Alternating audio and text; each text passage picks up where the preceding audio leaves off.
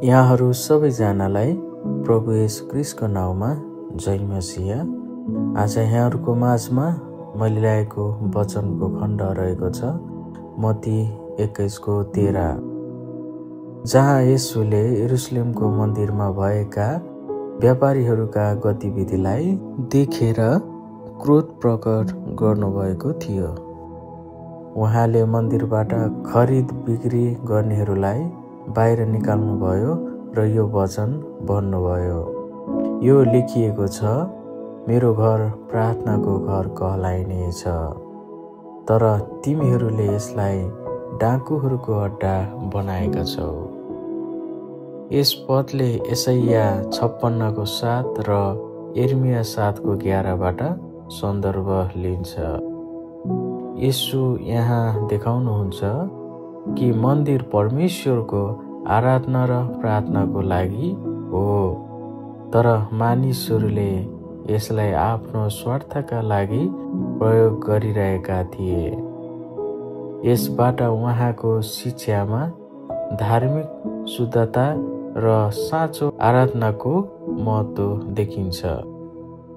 सबभन्दा पहिलो कुरा, येशूले स्पष्ट गर्नुभयो कि परमेश्वरको मन्दिर प्रार्थनाको घर हो।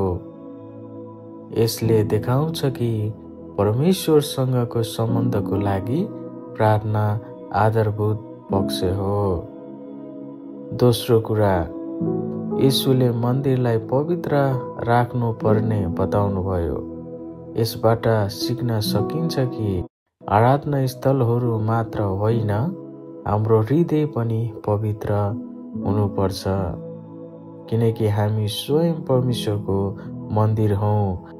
1 कोरिन्थी 6:19 र 20मा उल्लेख गरिएको छ। तेस्रो कुरा, लोभ, व्यापार वा व्यक्तिगत स्वार्थका लागि प्रयोग गर्नु गलत छ। मन्दिरमा भएको व्यापार केवल आर्थिक लाभको लागि थियो, जुन येशूलाई अस्वीकार्य लाग्यो। हामीले पनि आफ्नो आस्था केवल बाहिरी देखावटी वा स्वार्थका लागि नभई सत्यनिष्ठ भएर पालन गर्नुपर्छ। येशूले धार्मिक अगुवाहरूको भ्रष्टाचारको विरुद्ध आवाज उठाउनुभयो। यसबाट सिक्न सकिन्छ कि धर्मको नाममा हुने गलत क्रियाकलापहरूको विरोध गर्नुपर्छ र सत्यको पक्ष लिनुपर्छ।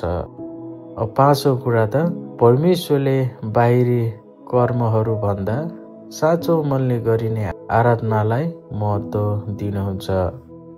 हाम्रो ध्यान परमेश्वरसँगको निष्ठान्तमा हुनुपर्छ, न कि केवल परम्परागत वा संसारिक फाइदामा।